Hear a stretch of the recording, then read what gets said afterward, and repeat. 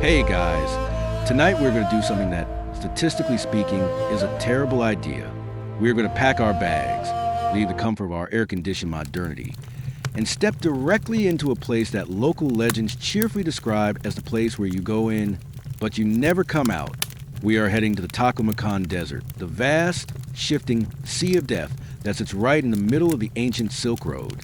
But don't worry, we aren't going to be running for our lives or fighting off scorpions. We're going to be walking, slowly, very, very slowly. In fact, most of this journey will just be us staring at the back of a camel and wondering if we brought enough water. It's going to be a long, dry, and oddly relaxing trip into the middle of nowhere. So, before you get comfortable, take a moment to like the video and subscribe, but only if you genuinely enjoy what I do here. It really helps the channel, and it tells the algorithm that people actually like sleeping through history class. Also, I'd love to know where you are drifting off from tonight. Drop a comment down below with your city and the current time on your clock. I always like imagining these stories being played in different corners of the world while the rest of the city sleeps. Now, dim the lights, maybe turn on a fan for that soft background hum, and let's ease into tonight's journey together. You are standing at the edge of the known world. It is the height of the Han Dynasty, or perhaps a bit later. Time tends to blur when you are staring at an endless horizon of gravel, and you are currently waiting in line. You might think that queuing is a modern invention, something created at the DMV or the post office, but you are discovering right now that bureaucracy is one of the oldest human traditions. You are at the Human Pass, also known as the Jade Gate. Behind you lies the safety of China, with its tea houses, its predictable laws, and its very comforting walls. In front of you lies the Gobi, which eventually bleeds into the Taklamakan, a vast emptiness that doesn't care about your schedule. The Jade Gate isn't the sparkling, jewel-encrusted portal you might have pictured in your head. It's actually a large, squat square of rammed earth, baked hard by centuries of relentless sun. It looks less like a palace, and more like a very aggressive sandcastle. It stands about 10 meters high, a lonely block of yellow-brown clay rising out of flat, scrubby ground. This is the final checkpoint. The Great Wall, that massive stone dragon you've heard so much about, has thinned out here. It's no longer the masonry masterpiece you see on postcards near Beijing. Out here, it's a barrier made of layers of reeds and willow branches packed with gravel and salty sand.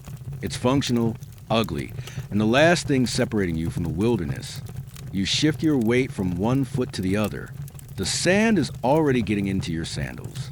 It's a sensation you should probably get used to because, for the next few months, sand is going to be your primary companion. It will be in your food, in your hair, and in your bedding. But right now, your main concern is the official sitting at the wooden table in the shadow of the gate. He looks bored. He has seen thousands of merchants, monks, and adventurers pass through here, and he is entirely unimpressed by your ambition to cross the desert. He asks for your papers. This is a crucial historical reality that often gets skipped in adventure movies. You couldn't just wander along the Silk Road. You needed a guosua, a passport. But yours isn't a neat little booklet with a bad photo.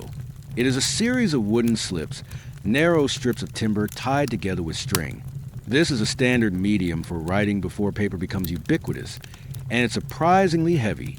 You hand over the bundle of wood, which clatters onto his table.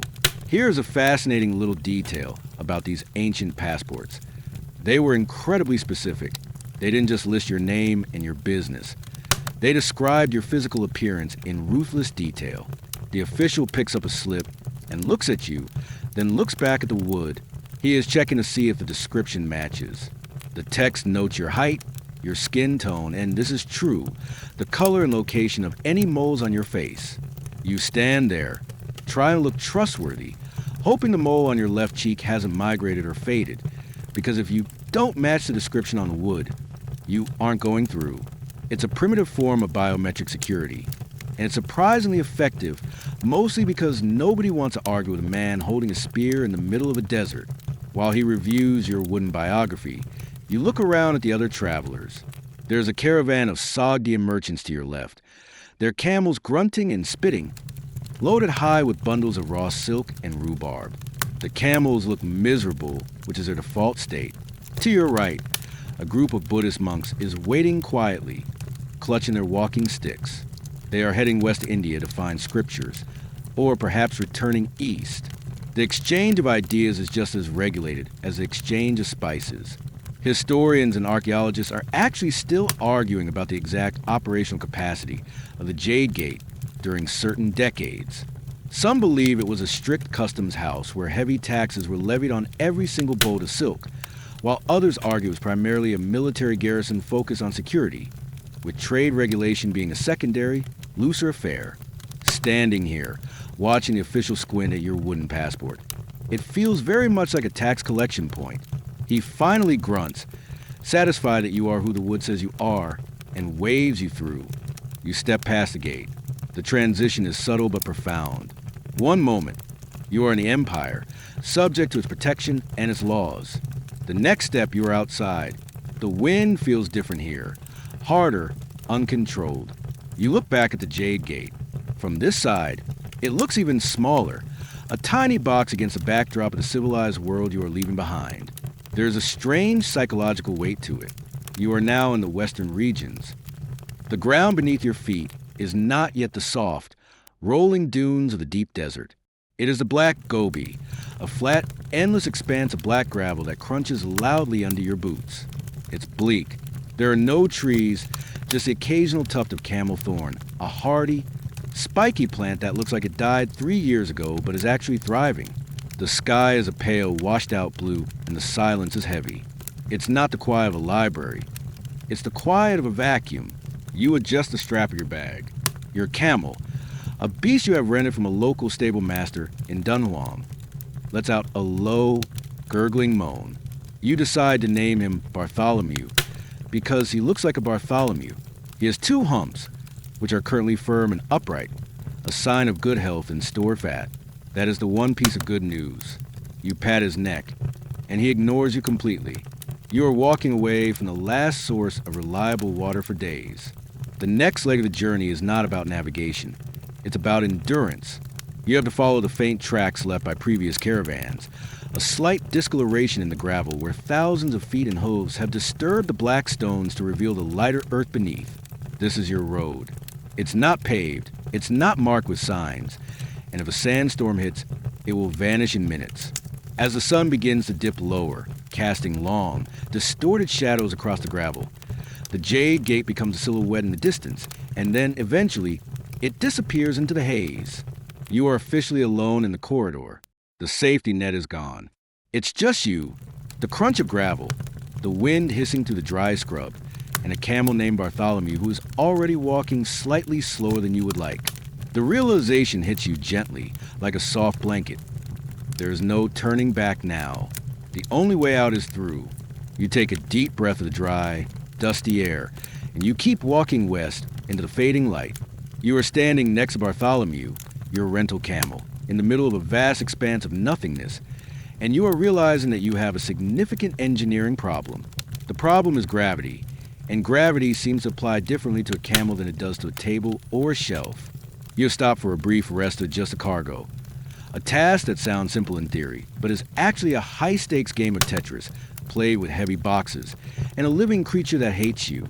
The Bactrian camel is a biological miracle designed by evolution specifically for this environment, but looking at him now, he looks like a discarded carpet that has been left out in the rain.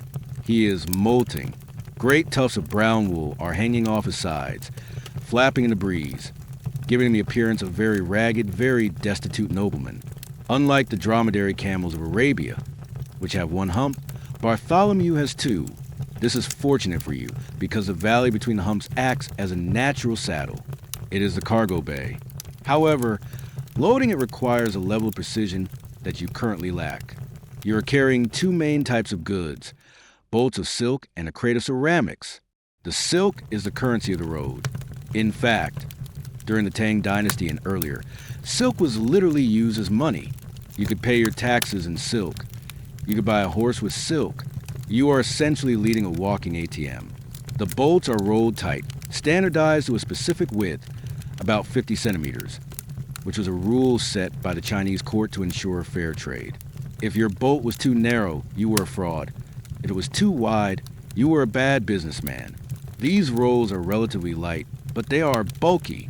The ceramics, on the other hand, are a nightmare. You have a wooden crate filled with bowls, or perhaps a few glazed jars. This brings us to a point that historians and archaeologists still debate with polite intensity: the porcelain problem. For a long time, the assumption was that the Silk Road was a highway for silk and spices. Many historians argue that transporting heavy, breakable pottery over thousands of miles of bumpy desert on the back of an animal was economically insane, and that most ceramics went via the maritime Silk Road by ship. However, shards of high-quality Chinese pottery have been found in inland cities far to the west, suggesting that someone, at some point, was crazy enough to do exactly what you're doing now, strapping fragile plates to a grumpy camel. You lift the crate. It is heavy. You have to balance this dead weight on the left side of the camel, with an equal weight of silk on the right side. If you don't get the balance exactly right, down to the pound, the saddle will slide. If the saddle slides, the friction causes sores on the camel's skin. If the camel gets sores, he refuses to walk. If he refuses to walk, you are stuck in the Gobi with a lot of nice plates and no water. So, you are engaged in the tedious art of counterweighting. You lift the crate, grunt, and hook it onto the pack frame. Bartholomew lets out a noise that sounds like a drain unclogging, a wet, bubbling protest. You rush to the other side to hang the silk bundles before the crate pulls the whole apparatus down. It slides. You push it back.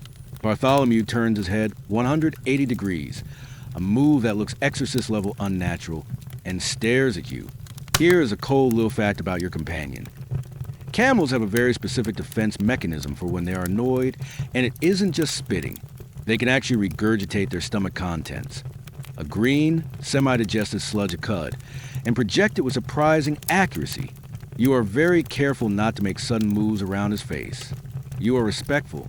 You are subservient to the livestock. You finally manage to tie the knot. It's a slip knot, or at least you hope it is. The ropes are made of coarse hemp, and they bite into your fingers. The pack frame, a wooden structure that sits over a felt pad on the camel's back, settles into place with a creak. The felt pad is crucial. It's made of matted wool, often from the camel itself, recycled back onto its body like a primitive form of sustainable gear. It absorbs sweat and cushions the humps. Now comes the hardest part, the stand-up. You step back and make a clicking sound with your tongue, the universal signal for please get up. Bartholomew ignores you. You try again, tugging gently on the nose peg. The nose peg is a small piece that would pierce through the camel's nostril. Connected to your lead rope, it looks painful, and it probably is, which is why you don't need to pull hard. It's the steering wheel. Bartholomew sighs, a long exhalation of breath that smells like old onions and dry dust. Then the hydraulic process begins. A camel doesn't just stand up, it unfolds. First, the back knees pitch forward, and the rear end shoots up into the air. If you aren't paying attention, the cargo slides forward and hits the back of his neck. You rush to steady the packs. Then, with a groan of effort, the front legs straighten out, and the front of the camel rises, leveling the load. You are now looking up at him. He is tall, imposing, and looking down at you with those heavy-lidded eyes.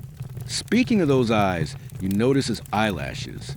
They're incredibly long, double-layered, and interlocked like a zipper. This isn't for beauty. It's for the sandstorms. He can also voluntarily close his nostrils completely shut, sealing his respiratory system like a submarine hatch. He is an all-terrain vehicle with biological weather stripping. You, on the other hand, have a scarf wrapped around your face and grit in your teeth. You do a final walk around. The ropes are tight. The load looks level, though perhaps tilting slightly to the left, but you decide it's good enough for government work. You check your own pack, your water skin, your dried food. Everything is heavy. The romance of the Silk Road is quickly being replaced by the physical reality of being a glorified mover. You aren't Marco Polo. You are a logistics manager with a bag commute. You take the lead rope. The leather is smooth from use, polished by the sweat of whoever rented this camel before you. You give a gentle tug. Let's go, Bartholomew. You whisper. He hesitates, just to remind you who is really in charge, and then takes a heavy, plodding step forward. The sound of his padded feet hitting the gravel is soft, A muffled thump-thump that will become the metronome of your life for the next few weeks. You start walking again, staring at his tail, watching the sway of the expensive ceramic crate, praying that your knot-tying skills are better than they look. The landscape has begun to change. The satisfying, crunchy gravel of the Black Gobi is slowly giving way to something softer, more treacherous, and infinitely more annoying, fine, silty sand. It doesn't just sit on the ground. It floats. It hangs in the air like a low-resolution fog, coating your eyelashes and settling into the creases of your clothes. You are now walking into the true emptiness, a place where the concept of a road becomes entirely theoretical. If you were expecting a paved highway or even a beaten dirt path like the ones connecting the villages back in the Central Plains, you would be deeply disappointed. The Silk Road is not a road in the engineering sense. It is a suggestion. It is a corridor of probability. It is a general direction that people have agreed upon over centuries because it connects a few tiny pinpricks of water in this vast desolation. But how do you find it? The wind here is a constant, invisible broom. It sweeps away footprints within an hour. The tracks of the caravan that passed here yesterday are gone, erased as if they never existed. So, you look for the permanent things. You are navigating by debris. You scan the horizon, squinting against the glare. About 100 yards ahead, you see something white gleaming against the brownish-yellow earth.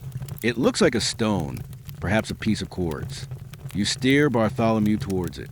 As you get closer, the shape resolves itself. It isn't a stone. It is the bleached skull of a pack animal, likely a donkey or a camel that made this trip years, perhaps decades, ago. This is your mile marker. It is a grim form of breadcrumbs. The famous Chinese monk Faxian, who traveled this route in the 4th century looking for Buddhist texts, wrote quite literally that in the river sand, there are no birds in the sky and no beasts on the ground. So he looked to the dried bones of the dead to mark the way. It sounds poetic and terrifying in a history book, but out here, it is just practical. The desert is so dry, so devoid of moisture and bacteria, that bones don't decay. They just dry out and polish up like ivory. They become permanent fixtures of the landscape. You pass the skull. It is stark white, scrubbed clean by the sandblasting wind. You nod to it, a silent thank you to the unfortunate creature that is now helping you stay alive. A few hundred meters further, you spot a broken piece of wood sticking out of a dune. It's the shattered remains of a cartwheel. This is a detritus of trade. The desert is a museum of failure. Every broken axle, every dropped pot, every fallen animal stays exactly where it fell, preserving the path for those who come after. This brings us to a topic that historians and geographers are still arguing about today. The mental map versus the physical map.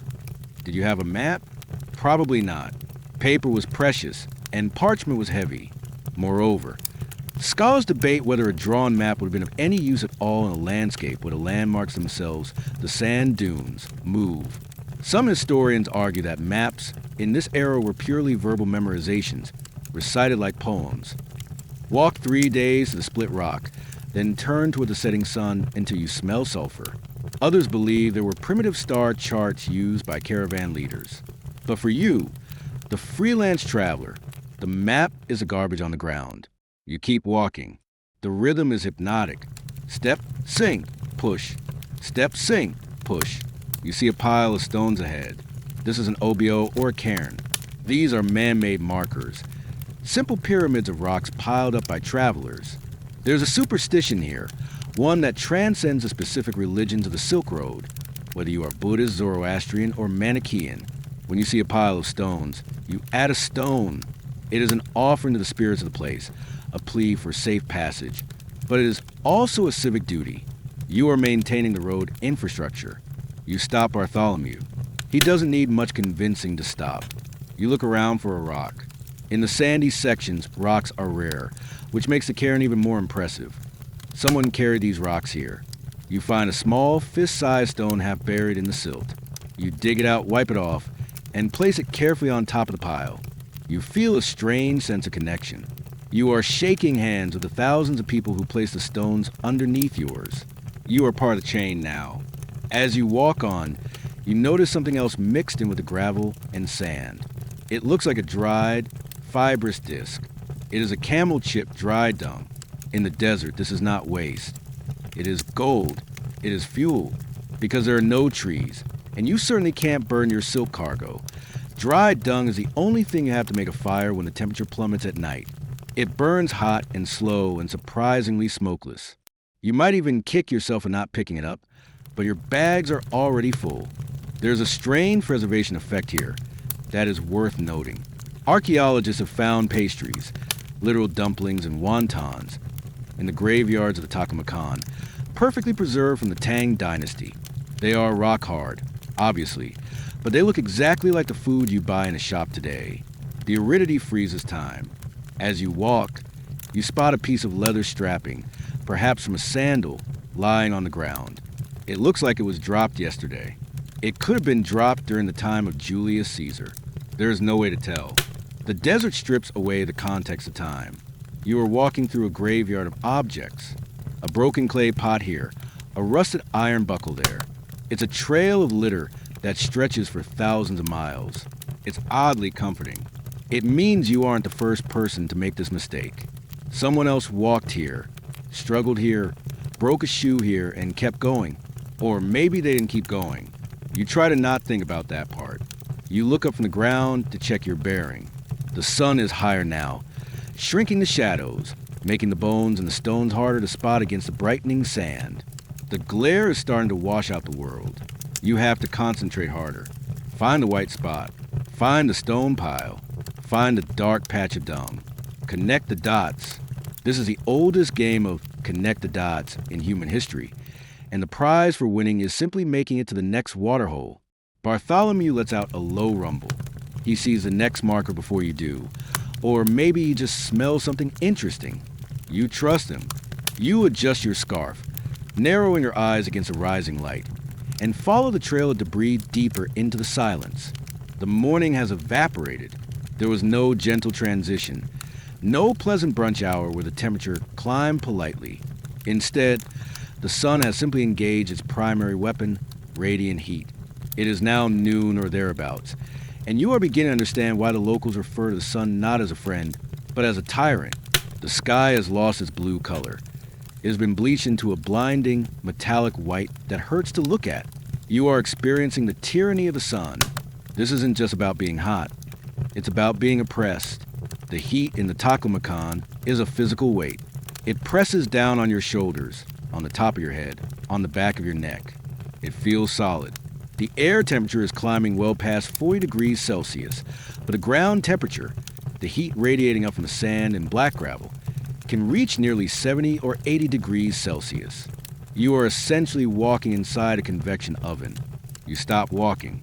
Actually, Bartholomew stopped first. He just sat down. He didn't ask for permission. He folded his front legs, then his back legs, and collapsed into the sand with a defiant groan. You don't argue with him. In this heat, fighting a 1,500-pound animal is a great way to get heat stroke. The rule of the desert is simple. When the sun is high, you hide. This brings us to a crucial survival strategy of the Silk Road, the siesta. We tend to think of travel as a daytime activity, but in the summer months, the Silk Road was nocturnal. You travel by starlight and sleep during the day. But sleep is a generous word for what you are about to do. You are about to engage in survival lying down. You unroll a piece of felt or a rough canvas tarp. You can't just set up a tent. Tents trap heat. You need shade, but you need airflow. The professional caravan traders would rig up a lean-to using the cargo crates and the camels themselves. You prop up your tarp against the side of the ceramic crate, creating a small triangle of shadow. It's not much. It's a sliver of darkness in a world of light. You crawl into the shade. The relief is instant but shallow. It's still hot, but the direct laser beam of the sun is blocked. You take a sip from your water skin. The water is warm, grossly warm. It tastes like leather and boiled metal. This is a common complaint in historical diaries. There is no refreshing ice-cold drink here. You are drinking soup, but you drink it anyway, swishing it around your mouth to wet your gums before swallowing. Now you have to wait. You have to wait for the planet to rotate. This is the most boring part of the journey. You have nothing to do but lie there and sweat. You can't read, you can't talk, and you can't sleep. You are trapped in a state of suspended animation. You look at Bartholomew. He is chewing cud with his eyes closed, looking incredibly smug. His body temperature can fluctuate by about 6 degrees Celsius, allowing him to store heat during the day and release it at night without sweating. You, unfortunately, are a sweaty mammal that cools by losing precious water. You envy his biology. While you lay there, you notice something strange about the silence. It's loud. The heat creates a buzzing in your ears. The air above the sand is shimmering, dancing in waves of heat haze. This is where the mind starts to play tricks. The Chinese records call these demon territories, not because they believe in literal monsters, but because the heat makes you hallucinate. You stare at a rock in the distance. Is it moving? It looks like it's floating. Is that a lake? No, it's just a refraction of light through layers of different air densities. There's a fascinating historical footnote here about heat management. The wealthy travelers, the envoys in the imperial court, sometimes carried blocks of ice packed in straw and sawdust in special insulated wagons. It was the ultimate luxury item, winter in a box. But for you, the freelancer, your cooling system is much more primitive. You might dampen a cloth with a tiny bit of precious water and put on your forehead, rely on evaporation to cool your brain. But you have to be careful. Waste too much water cooling down and you won't have enough to drink. You check the sun. It hasn't moved. It feels like it's stuck. This is the psychological torture of the desert noon. Time dilates. You start thinking about weird things. You wonder if the potter who made the bowls in the crate knew they would end up sitting under a tarp in the middle of nowhere. You wonder if you left the stove on at home, which is ridiculous because you don't have a stove, you have a fire pit, and you left it 400 miles ago. You notice a small lizard, a toad-headed agama, scuttle across the sand near your boot. It stops, lifts 2 legs off the hot ground, then switches to the other 2, doing a little thermal dance to keep its feet from burning. It looks at you, puffing out its throat, then darts into the shadow of a rock. It is the only other living thing you have seen in hours. It is managing the situation better than you are. Scientists and historians often discuss the insulation paradox of desert clothing. You are wearing layers. It seems counterintuitive to wear long sleeves and layers in this heat, but you have to. The layers trap a bit of air that insulates you from the extreme external heat, and more importantly, they stop the sun from cooking your skin and evaporating your sweat instantly. If you took your clothes off, you would dehydrate faster. You are wrapped up like a mummy, sweating into your own personal sauna suit, waiting for the sun to lose its anger. Finally, after what feels like a week, the light begins to change. The fierce white turns to a golden yellow. The shadows, which had disappeared under the noon sun, start to stretch out again, long and spindly across the dunes. The temperature drops. Not much, just a few degrees, but enough to feel like a blessing. Bartholomew opens one eye. He knows. He lets out a grunt and shifts his weight. The tyranny is ending for the day. You crawl out from your little triangle of shade, your muscles stiff, your mouth dry. You look at the sun, which is now sliding towards the western horizon. It is no longer a weapon. It is just a star again. You begin to pack up your tarp. The day is over, which means your workday is just beginning. The desert is waking up, and so are you. The transition from day to night in the Taklamakan is not a gentle fade. It is a violent mood swing. You spent the last 12 hours praying for the temperature to drop, and now that it has, you are immediately regretting your wish. The desert has no insulation. The sand, which was hot enough to fry an egg on just 2 hours ago, has dumped all its thermal energy back into the atmosphere and is now rapidly cooling to the temperature of a refrigerator shelf. You are now experiencing the second great challenge of the journey, the freeze. You are putting layers back on. You pull your wool cloak tight around your shoulders. It smells like old sheep and smoke, but right now, it smells like survival. Bartholomew, who was recently acting like a drama queen about the heat, is now perfectly content. His thick fur is designed exactly for this bipolar climate. He stands up, shakes the sand off his coat with sound like a rug being beaten, and looks at you with an expression that says, "Are we going or not?" You are going. Night is when the Silk Road actually moves. You look down at your hands. You are holding your map, which is useless. Even if you could see it in the dark, it wouldn't matter. The landscape you are standing in has changed since this morning. The wind has reshaped the dunes, erasing the landmarks you memorized. Trying to navigate by looking at the ground in the dark is a great way to walk in a perfect circle until you die of thirst. So, you stop looking down and start looking up. The sky above you is not the sky you're used to. Without light pollution, without humidity, and without the thick lower atmosphere of sea level, the sky is heavy. It looks like it's going to crush you. There are too many ideas of stars. The Milky Way isn't a faint smear. It is a violent, bright tear across the universe. The Chinese call it the Silver River. And looking at it now, spanning from one horizon to the other, it really does look like a celestial waterway that you could dip a cup into. You have to find the North Star. This is your GPS. It is the only thing in your world that isn't moving. You locate the Big Dipper, which is hanging low and bright, and you trace the line from the two-pointer stars, Dubhe and Merak, out across the blackness until you hit Polaris. It's not the brightest star, which is always a bit disappointing, but it is steady. You align your shoulder to it. If you keep Polaris on your right shoulder, you are heading west. If it starts drifting towards your nose, you are turning north and heading towards Siberia. If it drifts to your back, you are turning south towards Tibet. You want to go west. There's a fascinating academic debate happening right now regarding exactly how sophisticated this navigation was. For a long time, historians assumed that Silk Road caravan leaders used early forms of astrolabes or complex star charts. But recent scholarship suggests that for the vast majority of travelers, it was much more intuitive and much more terrifying. They didn't use math, they used their bodies. They measured the height of stars using finger widths held out at arm's length. You are literally navigating a sea of death using your thumb as a sextant. You start walking. The darkness plays tricks on your depth perception. You think the ground is flat, but suddenly you step into a void, your foot sinking 6 inches into a soft pocket of sand.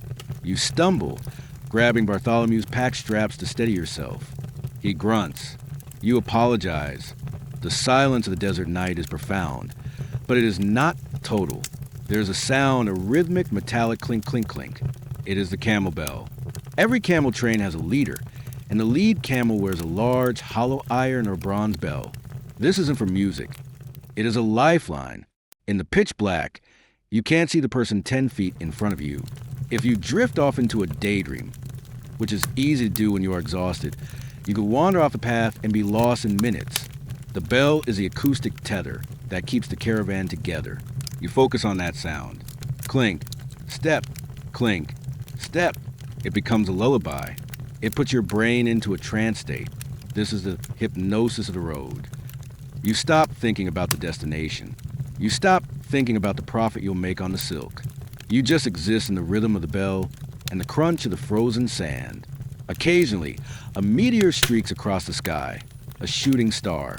In the city, this is a rare event that you make a wish on. Out here, it happens every few minutes. The atmosphere is so thin that you see everything that hits it. The ancients believed these were omens. A bright one moving west was good luck. It meant the heavens were traveling with you. A red one, or one that broke apart, that was a bad sign. You see a small, white streak fade over the western horizon. You decide to take it as a personal thumbs up from the universe. As you walk, you notice that the ground is glowing slightly. It's not radioactive. It's moonlight reflecting off the mica and quartz in the sand. The dunes look like piles of ash in the pale light. The shadows they cast are ink black and sharp. You have to be careful not to walk into a shadow that is actually a 10-foot drop-off. You let Bartholomew lead. His night vision is superior to yours, and he seems to have an innate sense of where the sand is solid and where it is soft. You're freezing now. The cold has seeped through your boots. You wiggle your toes to make sure they are still there. It's a strange irony. 12 hours ago, you were worried about your blood boiling, and now you are worried about frostbite. This extreme fluctuation breaks rocks. You sometimes hear a loud crack echo through the darkness, a stone literally exploding from thermal stress. It sounds like a gunshot. It makes you jump every time. You check the star again. Right shoulder. Good. You are still on course. You are a tiny, warm speck moving through a cold, indifferent vastness. There's a strange comfort in it. You are insignificant, which means your problems are insignificant. The debt you owe, the awkward thing you said at a dinner party 3 years ago, the anxiety about the future, none of it matters here. The only thing that matters is the next step, the North Star and the sound of the bell. The hours bleed together. You don't know if you've been walking for 1 hour or 4. Time is measured in distance, not minutes. You're just a pair of legs moving under a canopy of diamonds. You are tired, your legs ache, and your nose is running from the cold, but you keep moving because stopping means freezing. And besides, the bell is calling you forward. Clink, clink, clink.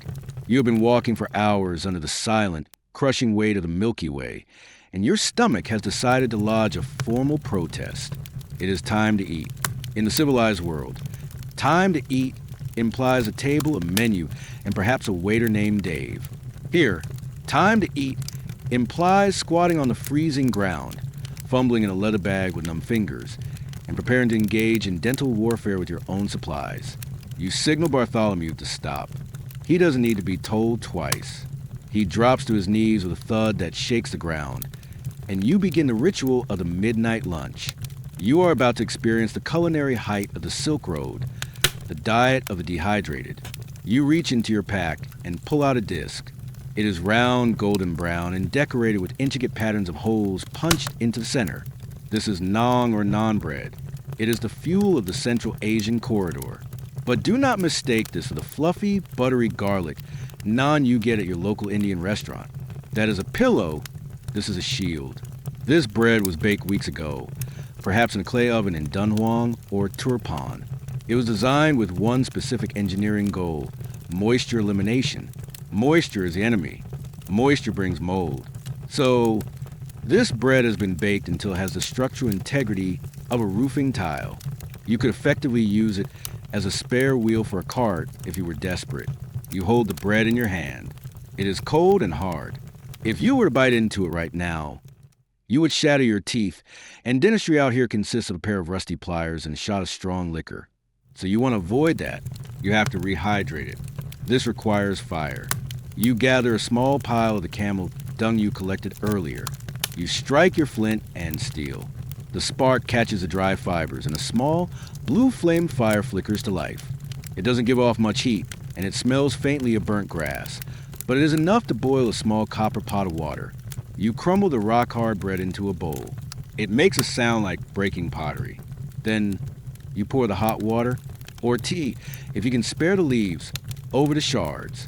You watch as the ancient dough sucks up the liquid, expanding and softening into a warm, mushy porridge. It's not appetizing, but it is hot, and right now, heat is a flavor. As you take the first spoonful, you encounter the secret ingredient of the desert: sand. It is inescapable. No matter how tightly you tied your bags, no matter how careful you were, the silica dust has found a way in. Crunch. That is the sound of every bite. You stop chewing and just sort of mash the food against the roof of your mouth, trying to swallow without grinding your molars down to stumps. You are eating the landscape. To supplement the bread, you pull out a strip of dried meat. This is likely mutton or donkey meat, salted and air-dried until it resembles a dark, twisted stick of wood. You have to gnaw on it. It's salty, gamey, and takes about 20 minutes to chew a single piece. This is the ancient version of chewing gum, except it eventually dissolves into protein. Here's a cold little fact about your pantry. You are likely also carrying pocket soup. Long before instant noodles or bouillon cubes were patented in the West, travelers on the Silk Road carried gelatinous blocks of boiled-down meat stock that had been dried into glue-like sheets. You could break off a piece, throw in hot water, and boom, instant broth. It was efficient, lightweight, and absolutely flavorless compared to a real thing, but it kept you alive. While you chew thoughtfully on your sandy mutton, you might ponder the noodle controversy. As you sit there, historians and archaeologists in the future are still having a polite but fierce argument about who exactly invented the noodle. Did the Chinese invent it and pass it west to become Italian pasta? Did it emerge independently in the Middle East? Or did the Arabs bring it to Sicily? For a long time, The Marco Polo brought spaghetti back from China story was a dominant narrative, but modern historians largely agree that a myth. Pasta existed in Italy before Marco was even born. However, in 2005, archaeologists found a preserved bowl of millet noodles in China that was 4,000 years old, flipping the table on the debate again. You don't care about the academic debate. You just wish you had a bowl of them right now instead of this wet bread.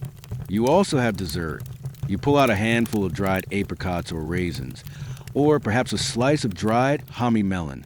The sugar in the fruit has concentrated during the drying process, making it incredibly sweet.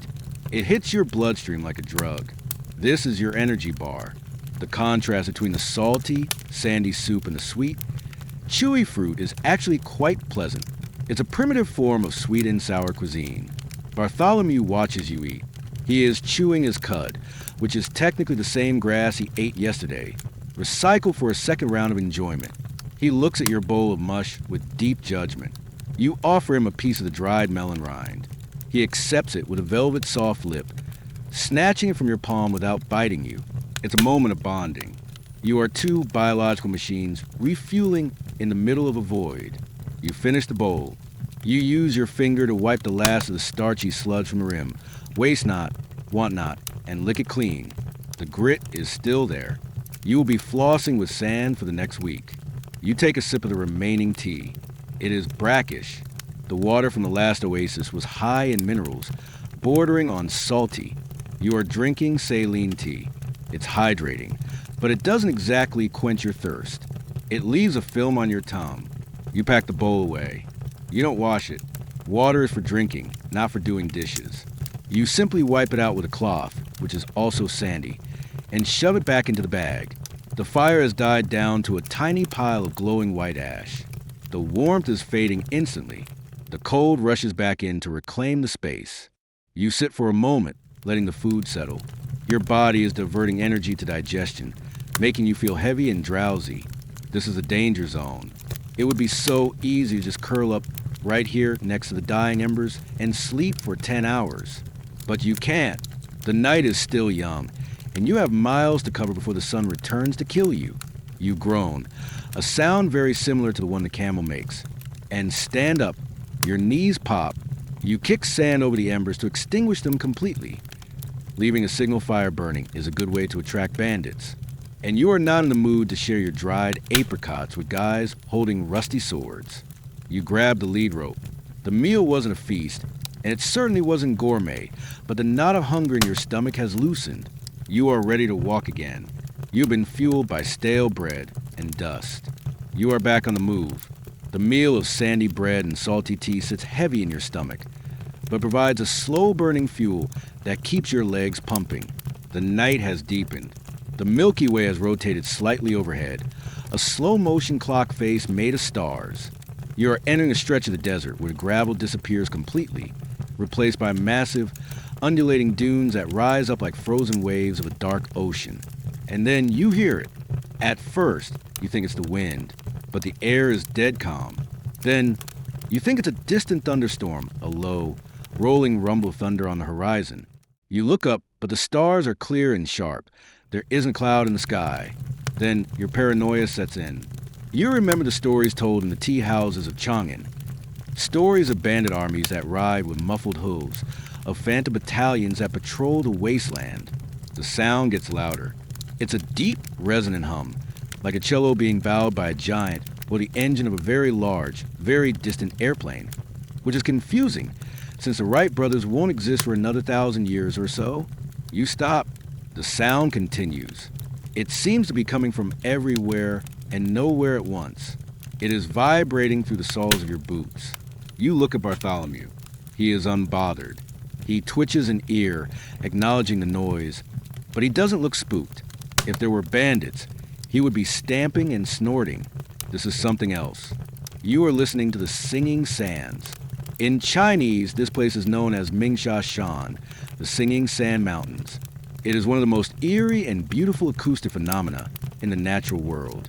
You're walking on nature's own subwoofer, Marco Polo, who will walk this path centuries later.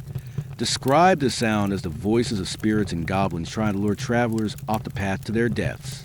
He wrote that travelers who lagged behind would hear their names being called by these spirits. It's a terrifying thought, but as you stand there, the sound doesn't feel malicious. It feels mechanical. It's a low-frequency drone, a consonant that resonates in your chest. Here's the boring scientific explanation that ruins the ghost story. Physics. You are standing on a pile of sand grains that are perfectly spherical and made of quartz. When the sand slides, triggered by the wind or a temperature shift, or even the footsteps of your camel, the grains rub against each other.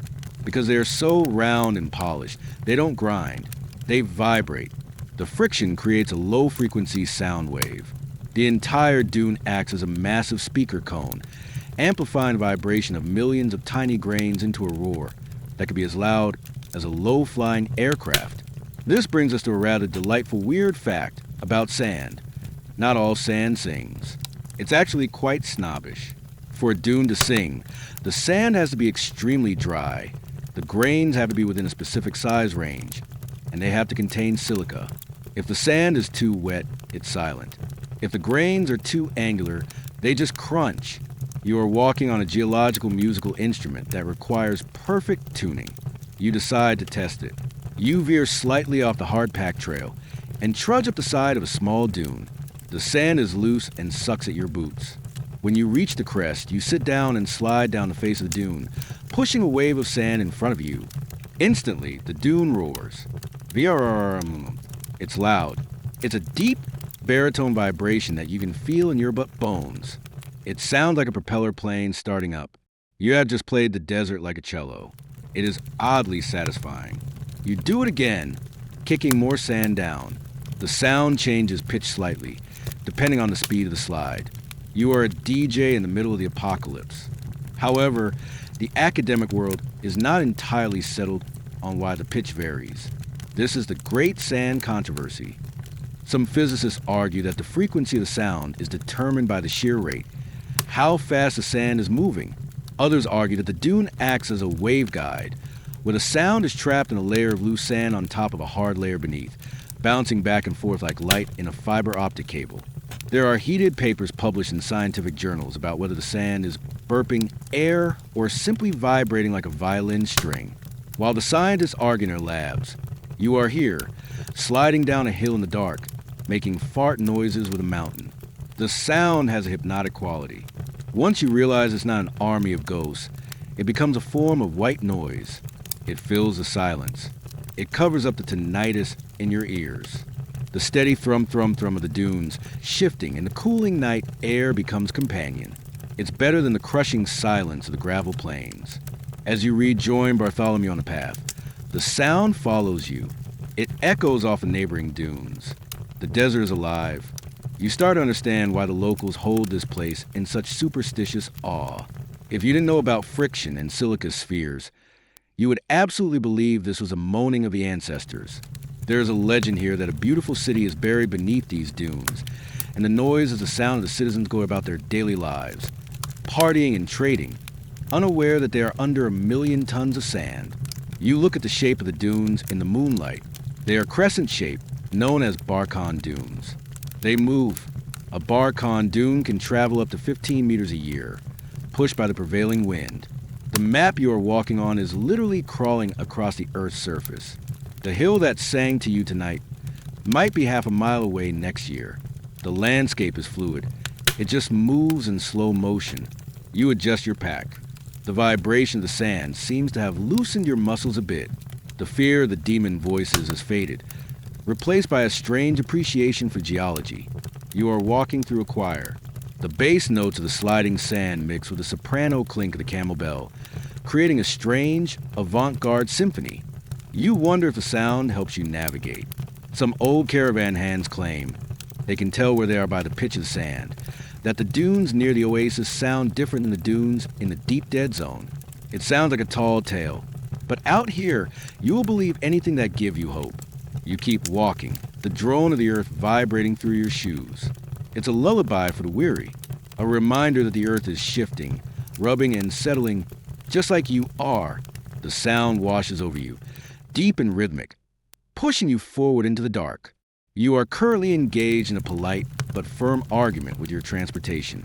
The disagreement is directional, according to your intuition. And let's be honest, your intuition is based on absolutely nothing but a vague sense that west is that way. You should be heading straight ahead toward a cluster of bright stars. Bartholomew, however, disagrees. He is pulling the lead rope steadily and stubbornly to the left, veering off the faint track of bones and broken pottery you have been following for days. You tug the rope. No. Bartholomew, you whisper, trying to sound authoritative. This way. He ignores you. He doesn't even turn his head. He just keeps walking diagonally, his massive neck craning toward the darkness of the southwest. You dig your heels into the sand. He stops, sighs a deep, rattling sigh of long-suffering patience, and looks at you. It is a look of profound pity. It says, I've been doing this for 10,000 years. You've been doing this for 3 days. Do the math. You are experiencing a critical moment in Silk Road navigation. The surrender of agency. You are realizing that in the hierarchy of desert survival, you are not the captain of this ship. You are the cargo. Bartholomew is the captain, the navigator, and the engine room all wrapped in shaggy wool. You drop your resistance and slacken the rope. You decide to trust the beast. This is a terrifying decision. If he is wrong. If he is just wandering off because he saw a particularly interesting shadow or a ghost shrub. You will both wander into the deep dunes and die of thirst. But if he is right, he is saving your life. The reason you trust him lies in his nose. You look at his nostrils. They are large, slit-like apertures that he can open and close at will. But the magic is on the inside. Inside that long, goofy snout is a labyrinth of scroll-like bony plates called turbinates. These structures are covered in a mucous membrane that is arguably one of the most sophisticated biological sensors on the planet. Here is a mainstream biology fact. Camels are famous for retaining water, but they are also famous for finding it. Their nasal passages are so efficient that they can trap the moisture from their own breath before they exhale, recycling it back into their body. But those same damp membranes act as a high-sensitivity chemical detector. They can smell moisture.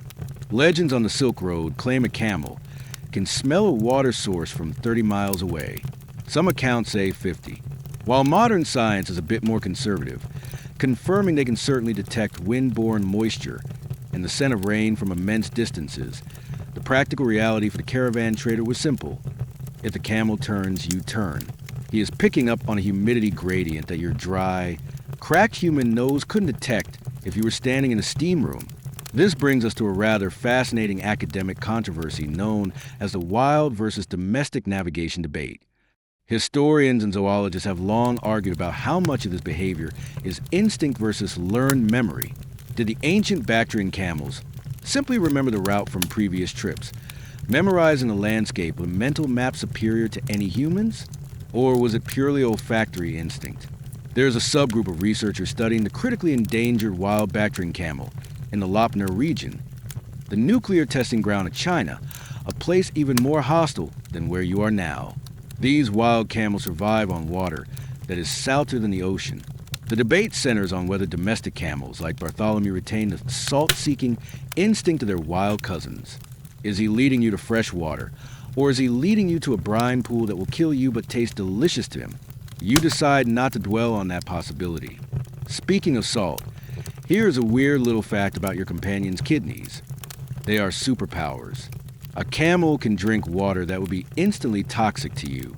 If you were to drink the brackish, salty slush found in some of the desert depressions, your kidneys would shut down as they try to flush out the salt, dehydrating you to death. Bartholomew's kidneys can concentrate urine to the consistency of thick syrup, extracting every single molecule of water and safely passing the salt. He is a mobile desalination plant. You watch him walk. He has a strange, rolling gait. Unlike horses, which move their legs diagonally, camels are pacers. They move both legs on the left side, then both legs on the right side. This creates a swaying motion, like a ship at sea. This is literally why they are called ships of the desert. It's not just poetry, it's biomechanics. If you were riding him, this motion would slowly make you seasick. Walking beside him, It just looks like he is swaggering. You are now walking into the complete unknown. The track is gone. The reassuring markers of dead mule skulls are gone. You are following a smell you can't smell. The anxiety is a tight knot in your chest. The desert looks exactly the same in every direction. Waves of gray sand under a black sky. But then, you notice a change in his behavior. Bartholomew is walking faster. His ears are pricked forward. He is no longer trudging. He is hunting. He lifts his head high, flaring those nostrils, taking deep, loud sniffs of the air. Huff, huff. He knows something. You try to sniff the air too. You inhale deep. Nothing. It smells like coal dust, dry rock, and camel fart. You lack the hardware. You feel a profound sense of biological inferiority. You are the tool user, the inventor of writing and wheels. Yet out here you are deaf-blind and nose-blind compared to this creature. You realize that the Silk Road wasn't built by humans. It was built by animals. The routes weren't drawn by emperors or generals. They were trampled into existence by millions of camels and horses moving from water hole to water hole. Humans just followed the poop trail. We like to think we conquered the desert, but really, we just hitched a ride on the backs of creatures that actually belong here. Bartholomew lets out a low, gurgling rumble, a sound of anticipation. He pulls harder on the rope now. You actually have to jog a few steps to keep up. The lethargy of the night march has vanished. He has a destination. You tighten your grip on the leather strap, stumbling slightly in the soft sand, and let him drag you toward the invisible promise of survival. You have bet your life on his sinuses, and for the first time tonight, you feel like it might be a winning bet. The adrenaline spike from Bartholomew's sudden directional change has faded. You are now settling back into reality of your situation, which is, to put it mildly, monotonous. You have entered the zone of beige. You are walking through a landscape that refuses to change. It is a loop, a glitch in the simulation. You look at the horizon, walk for 3 hours, look at the horizon again, and it looks exactly the same. You are currently battling the psychology of infinite boredom. We tend to romanticize the Silk Road as a non-stop adventure of sword fights, haggling, and cultural exchange. We forget the weeks, literally weeks, of staring at the rear end of a camel while walking through a vacuum. There are no podcasts to listen to. There is no music playlist. There is only the wind, the crunch of gravel, and the inside of your own head. And frankly, the inside of your head is running out of material. Your brain, starved of visual stimuli, begins to eat itself. This is a phenomenon known to modern psychologists as the Ganzfeld effect, where exposure to an unstructured, uniform stimulation field causes the brain to hallucinate just to have something to do. You start to see patterns in the dunes that aren't there. That shadow looks like a dog. That rock looks like the profile of your third-grade teacher. That star cluster looks like a bowl of noodles. To pass the time, you try counting. You count your steps. 1, 2, 3. You get to 4,000, lose count, and get irrationally angry at yourself. You try to remember the lyrics to a song you like back home, but you realize you only know the chorus and 2 lines of the first verse. You loop them in your head until you hate the song. You are discovering that the greatest enemy on the Silk Road isn't the bandit or the sandstorm. It is the crushing weight of having absolutely nothing to do. This brings us to a rather buzzing area of archaeological debate. The chemical assistance theory. Did ancient travelers stay sober? Excavations in the Darien Basin have uncovered something interesting in the grave goods of the ancient horsemen and travelers. They found leather pouches filled with cannabis sativa. Now, the academic community is currently having a polite but vigorous argument about the purpose of this stash. One camp argues that it was purely for fiber or oil seeds for food. The other camp points out that the chemical composition of the plant matter found was high in THC, suggesting it was psychoactive. There is also the presence of ephedra, a stimulant plant that acts like a strong caffeine or mild amphetamine. So, as you trudge along, eyes glazing over, you might wonder if the caravan traders of the past were microdosing their way across the desert to cope with the sheer tedium and the physical pain of walking 20 miles a day. Were they brewing stimulant tea to stay awake during these night marches? Were they smoking something to make the 400 mile of sand seem a little more interesting? You, unfortunately, have only your water skin and your sobriety. You have to raw dog reality. You start to think about the people who did this for a living. The Sogdians. These were the masters of the Silk Road, the middlemen from a region of modern-day Uzbekistan who controlled the trade networks. They were the FedEx of the ancient world. You imagine them walking the same path. We actually know what they were thinking because we found their mail. In 1907, the explorer Orlstein found a leather mailbag in a ruined watchtower west of Dunhuang.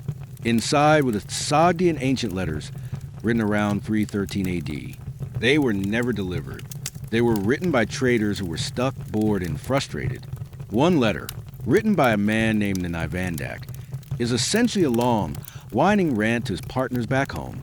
He complains that he has been stuck in a region for 3 years because of political unrest. He lists the boring details of his inventory and complains about how expensive everything is. Reading these letters is a profound experience because they are so mundane. They aren't epic poems. They are the ancient equivalent of a sad text message sent from an airport during a 12-hour delay. Still here. No updates. Send money. This sucks. You feel a kinship with Nanai Vandak. You are part of a long lineage of people who have been bored in this specific geographical location. You look at Bartholomew. He is the picture of Zen. He doesn't need entertainment. He is entirely in the moment. You envy his empty mind. You try to invent a game. You decide to kick a small stone as you walk, like a kid walking home from school. You kick it, walk a few steps, kick it again. This provides a solid 6 minutes of entertainment until you accidentally kick it into a soft patch of sand and lose it. The sense of loss you feel is disproportionate. That rock was your friend. It was the only dynamic object in your life. The silence is so deep it feels pressurized. You start to talk to yourself. First, it's just whispering. Okay, keep moving. Doing great. Then, you start having full conversations. You rehearse arguments you should have won 5 years ago. You explain the concept of the internet to an imaginary Han Dynasty soldier walking next to you. You give a TED talk to the moon about the benefits of cushioned insoles. This is a traveler's madness. It's a mild dissociation. The barrier between your internal thoughts and the external world thins out. This is likely why the desert is the birthplace of so many religions and mystic visions. When you remove all distractions, the mind opens up or cracks open. You aren't having a vision of the divine right now.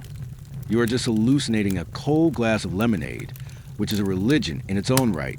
You notice that your sense of time has completely dissolved. You don't know what day it is. You don't know if you've been walking for hours or days. The boring history has become your entire reality. The repetition becomes a rhythm. Step, breathe, blink. Step, breathe, blink. Strangely, after the initial wave of frustration passes, a sense of calm washes over you. The boredom breaks you down, but then it rebuilds you. You stop fighting the slowness. You surrender to the pace. Your heart rate slows. Your anxiety about the destination fades. You are just a moving object in a still world. There is a meditative quality to the misery. You are achieving a state of flow, not through skill, but through sheer lack of alternatives. Bartholomew lets out a sneeze, spraying a fine mist of mucus into the dry air. It startles you out of your trance. You wipe your face. The moment of Zen is gone, replaced by the reality of camel snot. But for a moment, you were nowhere and it was peaceful. You adjust your pack, find a new rock to kick, and continue the long, slow march into the void. The boredom you were just complaining about has, somewhat ironically, decided to file a complaint of its own. The silence is gone. The stillness is gone. You are about to learn a very valuable lesson about the Taklamakan. When the wind changes here, it doesn't just blow, it erases. You noticed it first in the stars. One by one, the bright constellations you were using to navigate simply vanished. They weren't obscured by clouds, because there are no clouds. They were swallowed by a rising tide of airborne earth. The air, which was crisp and freezing 10 minutes ago, has suddenly become thick and choked. The temperature actually rises slightly, trapping the ground heat. Then, the wind hits you. It starts as a low hiss, the sound of millions of sand grains sliding over the hard-packed ground. Then it rises to a scream. You are caught in a Karaburan, a black storm.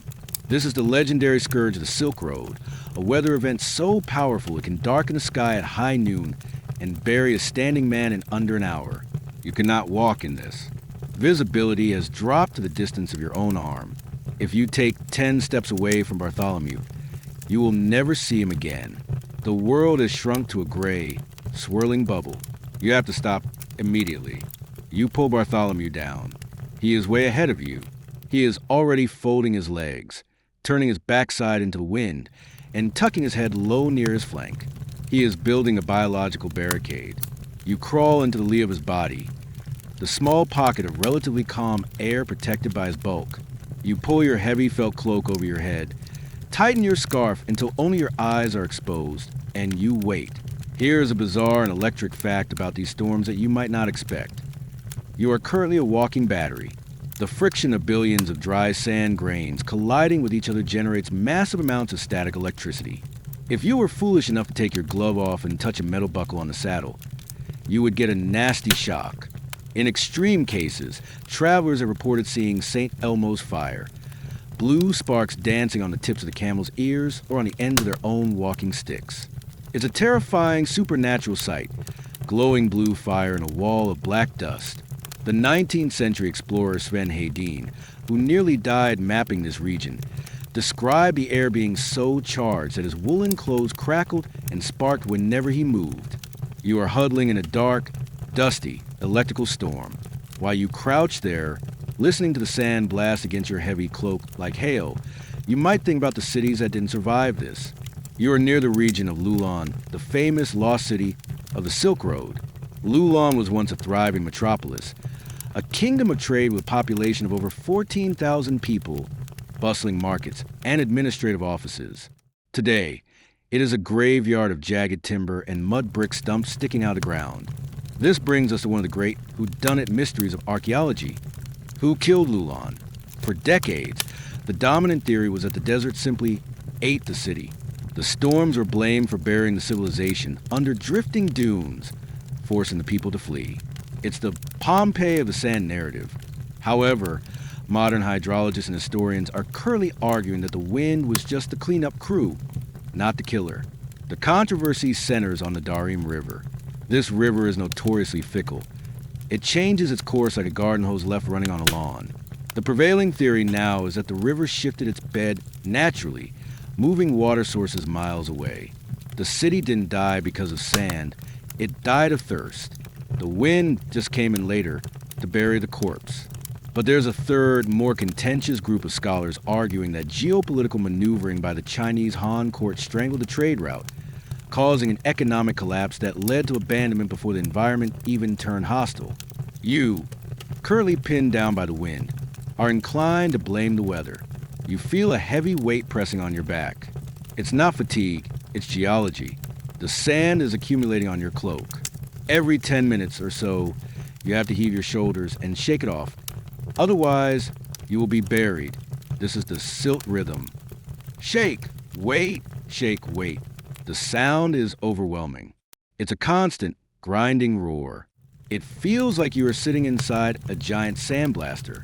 But strangely, inside your little felt tent, huddled against the warm, smelly side of a camel, it is intimate. You are in a cocoon. The outside world has ceased to exist. There's no horizon, no destination, no threats from bandits. There's just you and the storm. You realize that the landscape is being rearranged around you. When this stops, the dunes you saw an hour ago will be gone, replaced by new ones. The Yardongs, strange, wind-carved rock formations that look like fleets of capsized boats, are being sculpted right now. The wind is the artist, and the sand is the chisel. The geography of the Taklamakan is temporary. You are walking on a fluid surface that just happens to be made of solids. You check your breathing. You have to breathe through the fabric of your scarf. If you breathe the open air, you risk silicosis of the lungs, inhaling fine silicate dust that turns into a wet cement in your alveoli. You take shallow, filtered breaths. The air tastes like ancient earth. It tastes like the pulverized remains of those dinosaur bones and pottery shards you passed earlier. Bartholomew lets out a grunt. He is bored. He is seemingly immune to the chaos. His double row of eyelashes is sealed shut, his nostrils are closed, and he is likely asleep. You envy his ability to shut down. You are wide awake, listening to the violence of the atmosphere. But there's a strange peace and surrender. You can't move. You can't fix this. You just have to endure. It's a forced meditation. The storm demands that you stop striving, stop moving, and just be. You are a small, stationary object in a world of moving forces. The static electricity makes the hair on your arms stand up under your clothes. You watch a tiny spark jump from your sleeve to the ground. It's a little piece of magic in the dark. You close your eyes, trusting the camel, trusting the cloak, and waiting for the earth to stop screaming. The screaming wind has finally died down to a sullen, gusty whisper.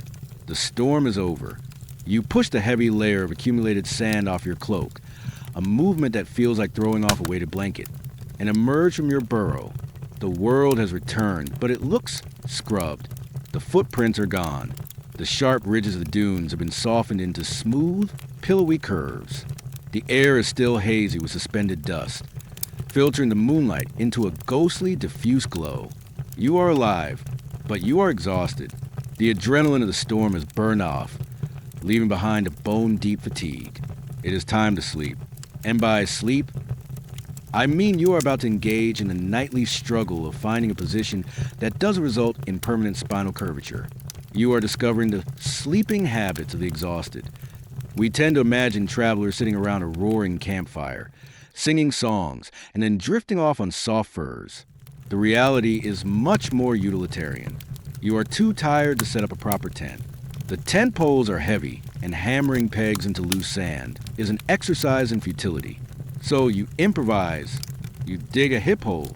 This is the most advanced piece of technology you have right now. You use your hands or a wooden bowl to scoop out a shallow depression in the sand where your hip bone will rest. This prevents your pelvis from being ground against the earth and keeps your spine relatively straight. It is a trick that soldiers and hikers have used for millennia, and it is the difference between waking up stiff and waking up crippled. You lay down your felt mat. It is thick, coarse, and smells of lanolin, but it is the only thing separating you from the cold ground. You wrap yourself in your sheepskin coat. You don't take your boots off. Taking boots off is a risk. Firstly, your feet will swell, and you might not get them back on. Secondly, if scorpions or camel spiders are looking for a warm cave, your empty boot is prime real estate. So, you sleep with your shoes on, which is uncomfortable but safe. Bartholomew is already asleep. Camels sleep in a position called sternal recumbency. Basically, they fold their legs under them and rest on a chest pad, which is a callus-like patch of tough skin designed exactly for this. He looks like a large, lumpy loaf of bread. He occasionally grinds his teeth in his sleep, a sound like two bricks rubbing together. It is your lullaby. As you lie there, staring up at the hazy stars, you might ponder the pillow problem. What do you use for a pillow? You can't use your water skin, too precious, might leak. You can't use a saddle, too hard. You usually end up using your own bag of clothes, which means you're sleeping with your head on a lump of dirty laundry. It's not the Ritz, but your neck muscles are too tired to complain. This brings us to a rather strange historical debate about sleep security. How did caravans protect themselves while everyone was unconscious? Some historians argue that they hired specific night watchmen whose only job was to stay awake, but others point to the circle defense method, where the camels were tied in a tight circle around the goods and the people, creating a living wall of grumpy animals. If a bandit tried to sneak in, they would have to step over a camel, and camels are light sleepers who tend to bite strangers. You are essentially sleeping inside a bio-alarm system. You close your eyes. The silence is back, but it's different now. It's the silence of a vacuum. Your ears, straining for sound, start to amplify your own biology. You hear your heartbeat thumping in the pillow. You hear the air whistling slightly in your nose. But sleep doesn't come easily. This is the paradox of exhaustion. Your body is dead tired, but your mind is wired. You start to feel phantom motion. Even though you are lying still, your inner ear still thinks you are walking. You feel the swaying of the camel, the jolt of the step. It's like sea legs, but for the desert. You feel like you're still moving west, drifting across a mattress of sand. You drift into a light, twitchy doze. In your dreams, you are thirsty. You dream of waterfalls. You dream of the sound of rain on a roof. This is a common phenomenon in desert journals, the hydro dream. Your brain is compensating for the lack of moisture by simulating it. It's cruel but vivid. Suddenly, you wake up. You heard a noise, a scuttle, a soft scratch. You freeze. You open one eye. Is it a wolf? A bandit? A demon? You stare into the darkness. A small shape moves near your hand. It's a jerboa. It looks like a mouse that was designed by a committee that couldn't agree on anything. It has the hind legs of a kangaroo, the ears of a rabbit, and the tail of a lion. It hops nervously, sniffing your bag. It is looking for crumbs of your rock-hard bread. You let out a breath. It's just a rodent. You are sharing your bedroom with the local wildlife. The jerboa realizes you are alive, does a frantic backflip, and bounces away into the night like a rubber ball. You smile. It's a tiny spark of life in the dead zone. You roll over. The sand under your hip hole has shifted, and now there's a ridge digging into your ribs. You adjust. You pull the coat tighter. The temperature is dropping toward its pre-dawn low. This is the coldest part of the night, the wolf hour. You think about the people waiting for you in Khotan. Or maybe you don't have anyone waiting. Maybe you are just a courier. You think about the silk in the packs. If you make it, you'll be rich, or at least less poor. If you don't, you'll be a navigational marker for the next guy. It's a binary outcome. You finally surrender to the heaviness. The cold, the hard ground, the smell of camel. It all fades into a gray fuzz. You are asleep, but it is a light, fragile sleep. One ear is always open, listening for the bell, listening for the wind, listening for the silence to break. You are resting, but you are not relaxed. You are recharging the battery just enough to survive tomorrow. The sun has returned, and with it, the deception. You have packed up your hip hole, shaken the sand out of your ears, and resumed the march. The cold of the night has evaporated, replaced by the familiar, shimmering heat that rises from the ground like steam. But today, the desert has decided to play its cruelest trick on you. It has decided to show you exactly what you want to see. You are walking with your head down, counting your steps, when you glance up and see it. About 2 miles ahead, the beige monotony is broken by a distinctive, glittering blue line. It is a lake, and not just a puddle. It is a vast, refreshing body of water. You can see the ripples dancing on the surface. You can see the reflection of the distant dunes in the water. You can even see what looks like a grove of poplar trees lining the shore, their leaves shimmering in the breeze. Your heart does a little gymnastics routine in your chest. The water in your leather skin is warm and tastes like goat. That water ahead looks ice cold. You instinctively pick up the pace. You tug on the lead rope. Look, Bartholomew. Water. Bartholomew does not look. He does not care. In fact, he resists your pull with the stubbornness of a creature that knows better. He knows that you are currently the victim of an inferior mirage. This is not a hallucination. You aren't crazy. A mirage is a real optical phenomenon that can be photographed. You are seeing the sky projected onto the ground. Here is a boring physics lesson that ruins the magic. The sun heats the sand to a blistering temperature. This heats the layer of air immediately above the ground, making it less dense than the cooler air a few feet higher. Light travels faster through the hot, thin air than the cool, thick air. So, light rays coming from the blue sky curve upward toward your eye instead of hitting the ground. You are literally seeing a reflection of the blue sky on a layer of superheated air. Your brain, which is desperate for survival and knows that blue shimmering thing on ground equals water, interprets this data as a lake. This brings us to a delightful, weird fact from Chinese mythology. In ancient China, these mirages were not explained by physics, but by marine biology. They were believed to be the breath of a giant, shape-shifting clam monster called the Shan. The phenomenon was called Shenlu, which literally means clam tower. The ancients believed this magical mollusk lived in the sea or Great Lakes and could breathe out a fog that formed realistic images of cities, pavilions, and feasting crowds to lure travelers to their doom. You are not looking at refracted light. You are looking at clam breath. You keep walking toward the lake. It is stubborn. It stays exactly 2 miles away. As you move forward, the angle of the light changes and the water evaporates into dry sand, only to reappear further ahead. It is a carrot on the stick, and you are the donkey. This leads to a fascinating and ongoing academic debate regarding the ghost armies of the Silk Road. Historical texts, from the Book of Han to the journals of European explorers, are full of accounts of travelers seeing entire armies marching in the distance, complete with waving flags and glittering armor. For centuries, historians dismissed these as pure folklore or heat-induced madness. However, modern atmospheric scientists and historians are now arguing that these were likely Fata Morgana, a complex, superior mirage. Unlike the simple water on the road mirage, a Fata Morgana occurs when there is a thermal inversion.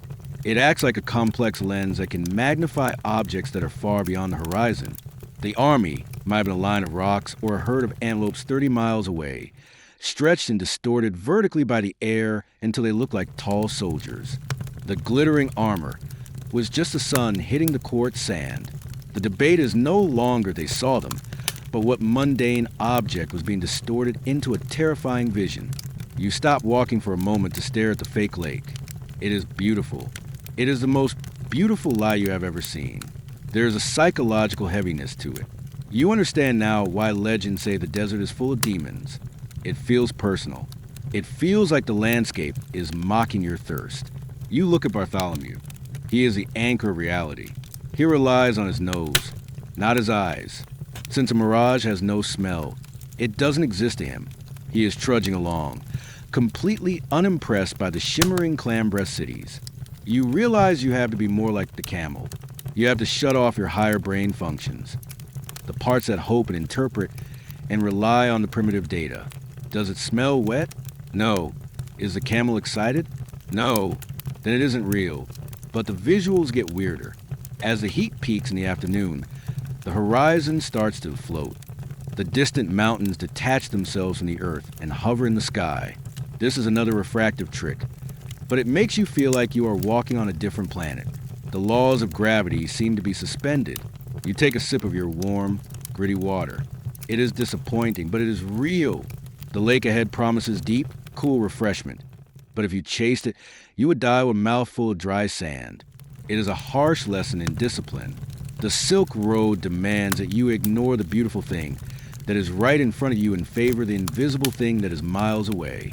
You pull your scarf up to block your peripheral vision.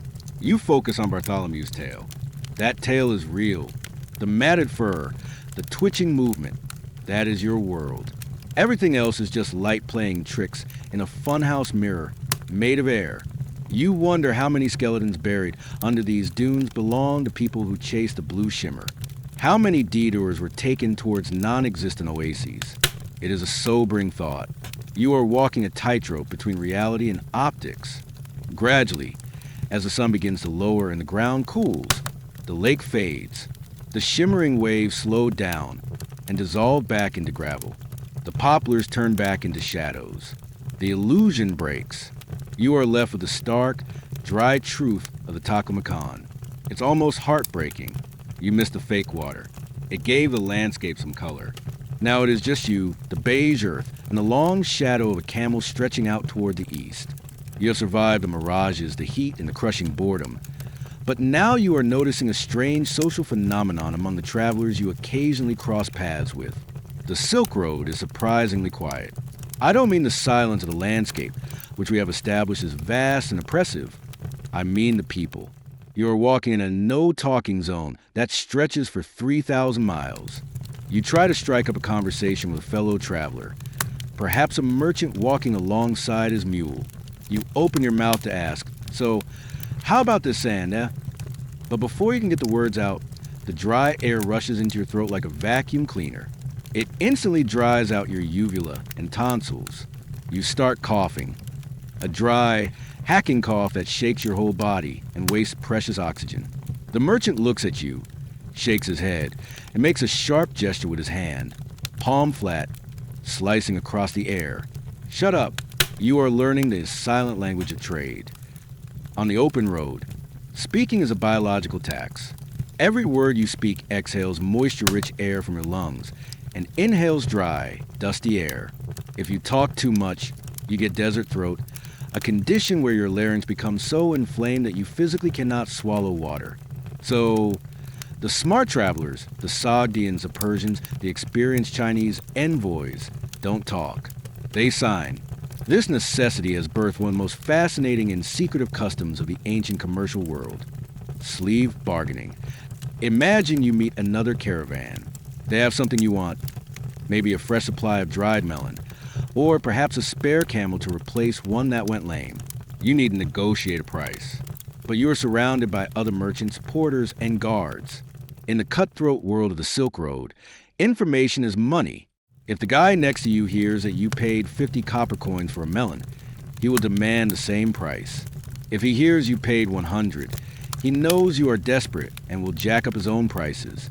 So, the negotiation happens invisibly. You and the other merchant approach each other. You both with a standard uniform to road. The chop-an or heavy caftan with excessively long sleeves. These sleeves are practical. They act as gloves in the cold, sunshades in the heat, and pockets for carrying things. But right now they are privacy curtains. You reach out and grasp the other merchant's hand inside his sleeve. To an observer, it looks like a warm, lingering handshake, or perhaps a moment of deep brotherly affection. In reality, a high-speed auction is taking place inside the fabric tunnel. You grip his fingers. There's a universal code. Squeezing the index finger might mean 10. Squeezing the index and middle finger might mean 20. A hard press on the palm might mean 50. You feel him squeeze your hand back. He is countering your offer. You shake your head slightly. Too high? You squeeze his ring finger. He pauses, looks you in the eye, the only part of the negotiation that is visible, and then nods. The deal is done. You withdraw your hands. No words were spoken. No one around you knows the price. You have just completed a transaction using the ancient equivalent of encryption. This brings us to a weird fact about the anatomy of trade. The finger dialects. Just like spoken languages, the hand signals vary by region. A 3. In Chang'an might be a 5 in Samarkand. Experienced traders had to be bilingual in their hands. If you squeeze the wrong finger in the wrong market, you might accidentally offer your entire life savings for a bag of turnips. It was a tactile minefield. While you walk, you observe the other signals used by the caravan master. He doesn't yell halt or bandits. Yelling is exhausting. Instead, he uses a vocabulary of movements. A raised fist means stop. A hand waving low to ground means soft sand ahead. A tapping of the ear means listen. Something is wrong. This leads to a fascinating academic controversy among linguists and historians. The Silk Road Sign Language Theory. We know that the Silk Road was a Tower of Babel. You had people speaking Sogdian, Khotanese, Tocharian, Chinese, Tibetan, and Persian all mixed together in the same caravan. For decades, historians assumed they used a pidgin language, a simplified mix of words to get by. However, a growing group of anthropologists argues that the primary mode of communication on the actual march wasn't verbal at all, but sophisticated, standardized sign language that has been entirely lost to history because no one wrote it down. They point to the intricate hand, gestures seen in Buddhist murals in the Dunhuang caves.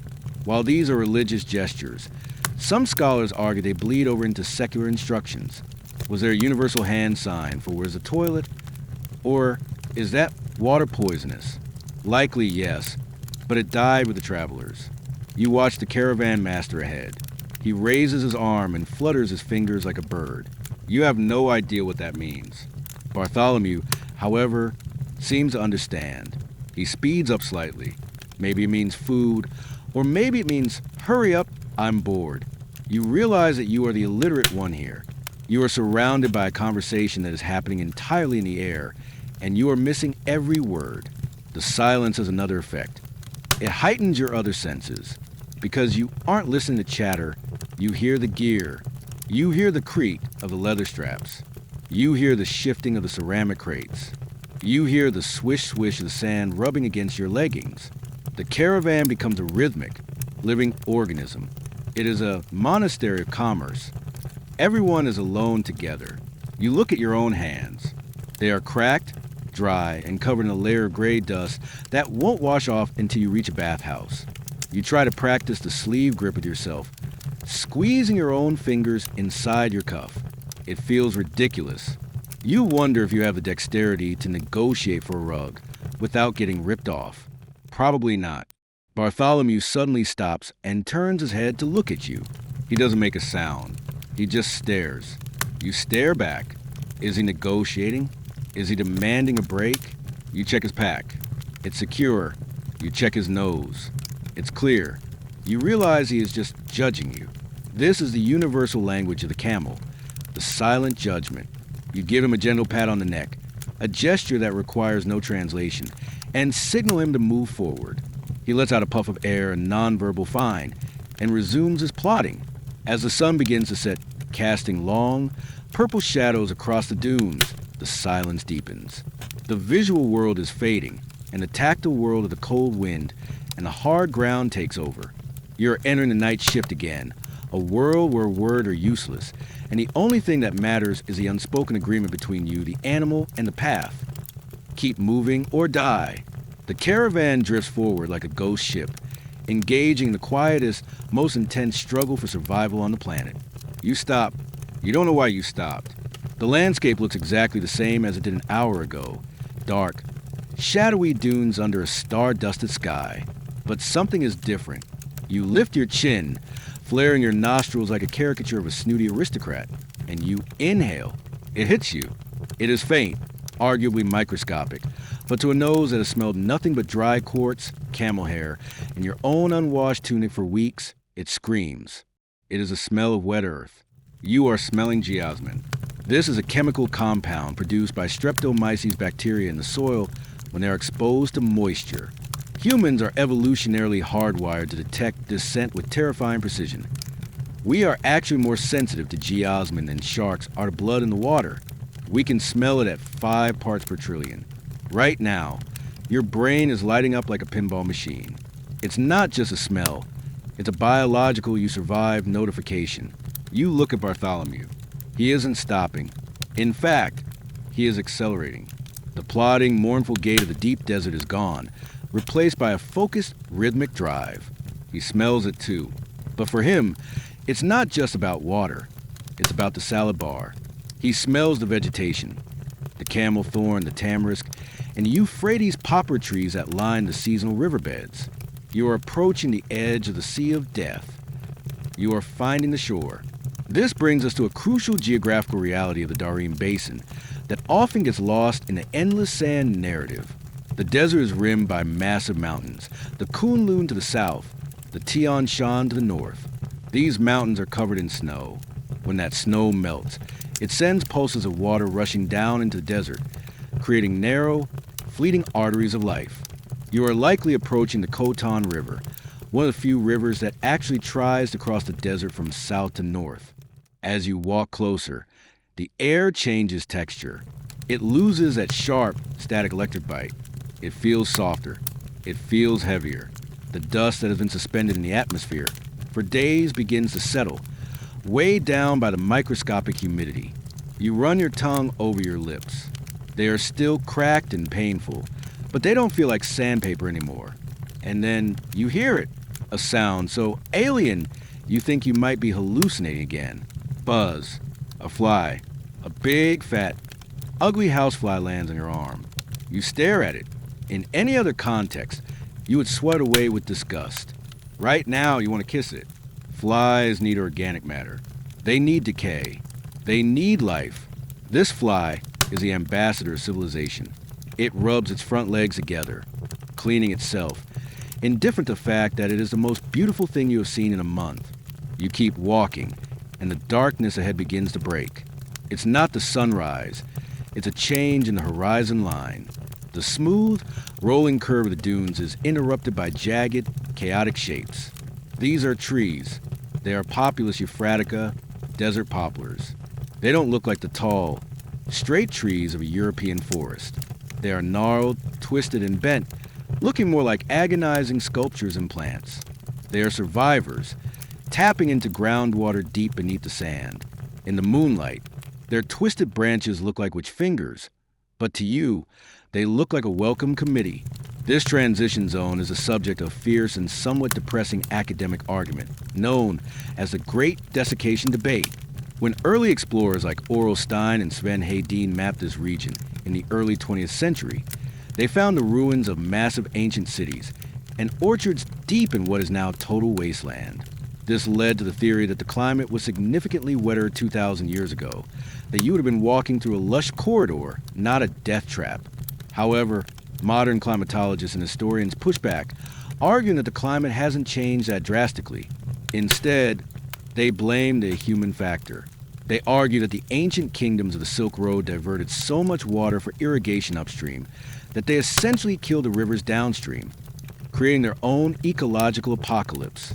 It's a sobering thought. The desert didn't just win. We might have helped it. But tonight, the debate doesn't matter. Tonight, the river is here.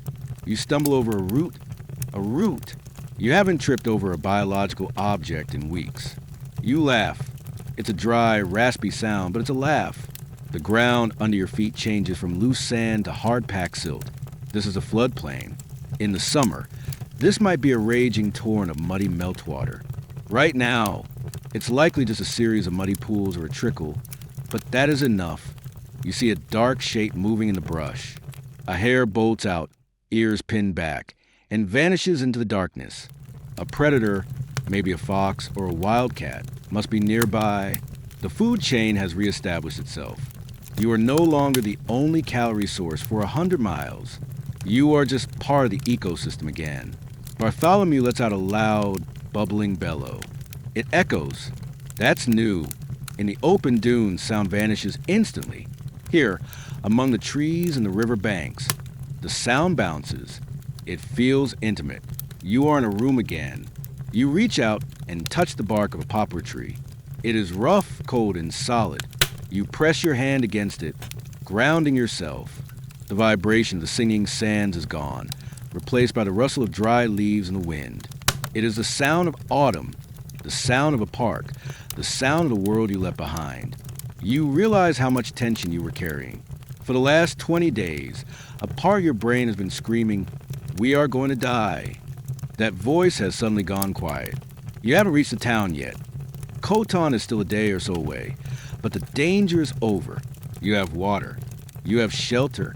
You have flies. You take a drink from your water skin. It's the same stale, warm water you had an hour ago, but it tastes different now.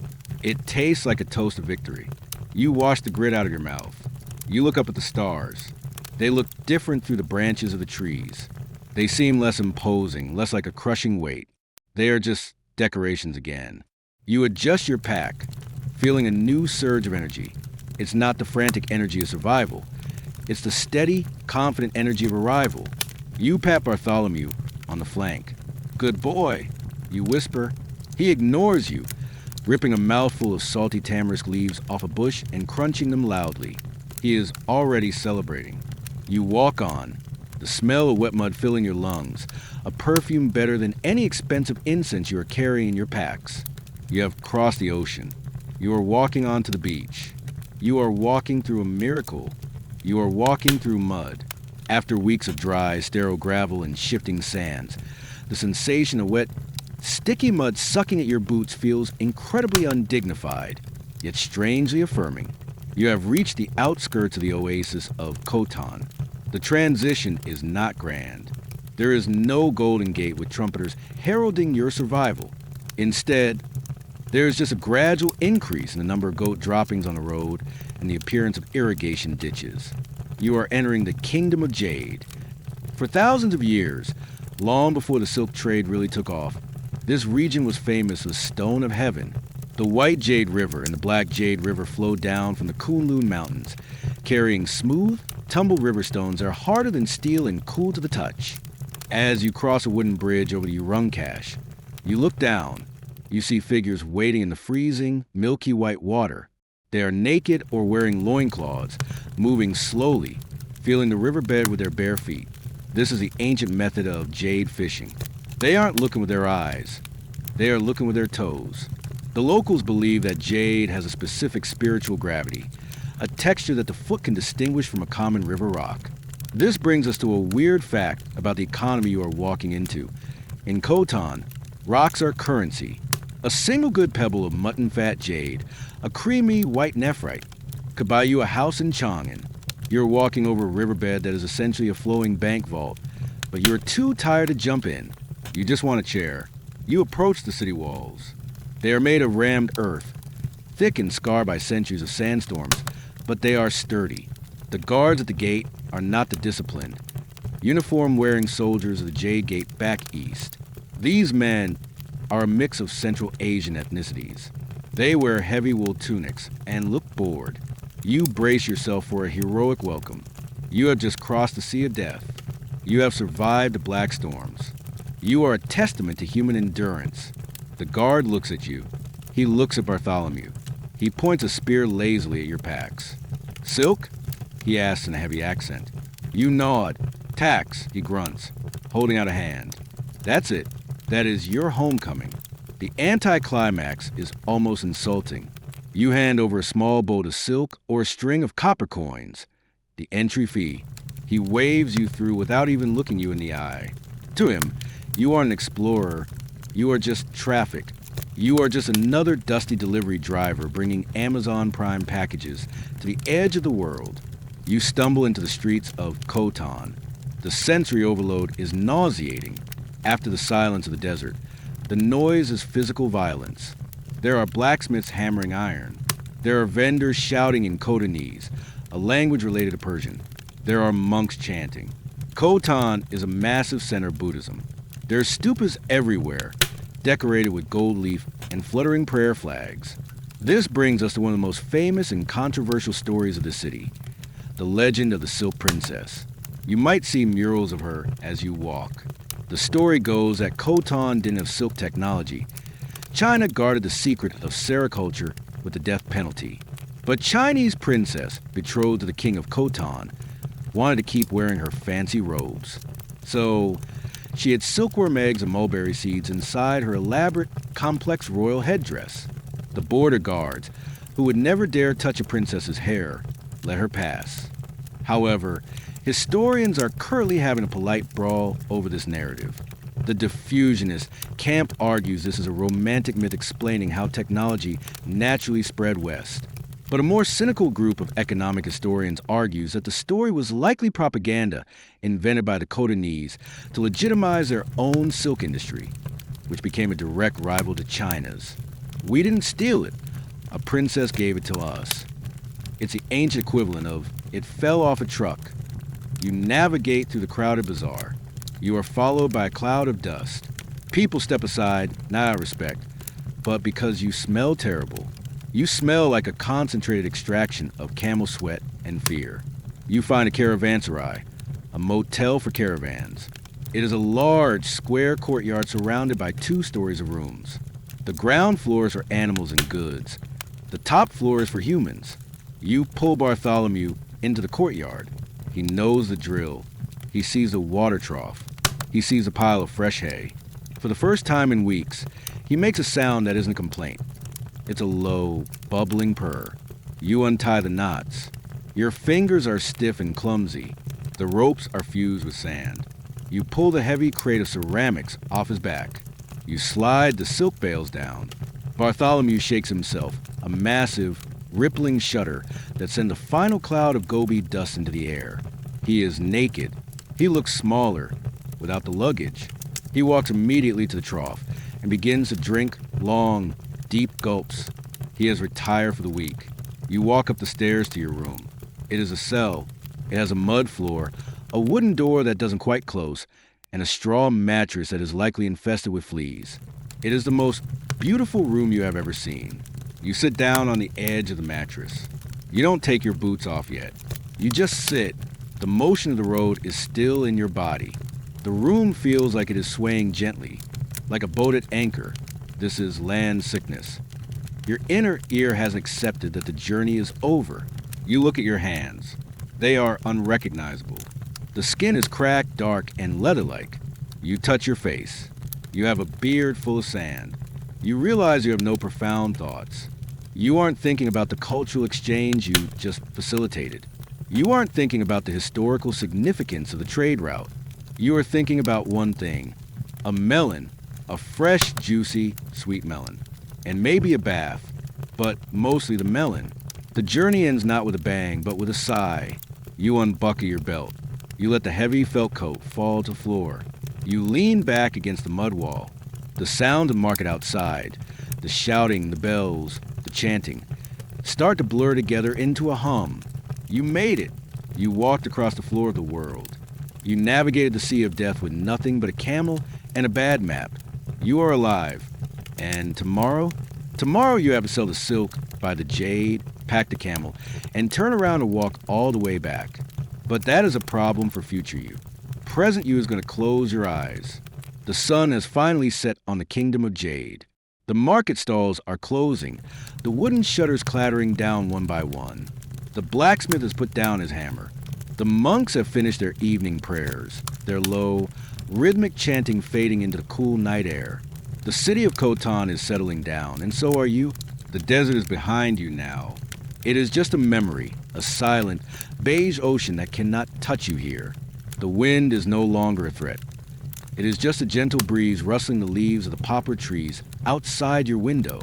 It carries the scent of water and cool earth. Feel the heaviness in your legs. It is a good heaviness. It is the weight of a task finished. You don't have to walk anymore. You don't have to count steps. You don't have to scan the horizon for a line of white bones. You are stationary. The ground beneath you is solid and safe. Imagine the tension unspooling from your shoulders, unwinding like a loose rope. The knot in your chest loosens. Bartholomew is asleep in the courtyard below, his bell silent, his breathing slow and deep. You are safe in the stone walls of the inn. The candle in the corner flickers and dies, leaving you in a soft, warm darkness. Let the noise of the world drift away. The Silk Road will still be there tomorrow. The history books will wait. The debates about maps and noodles and princesses will go on without you. For now, there's only the quiet. There's only the stillness. You have arrived. You are home. Drift off now. The journey is over. Good night.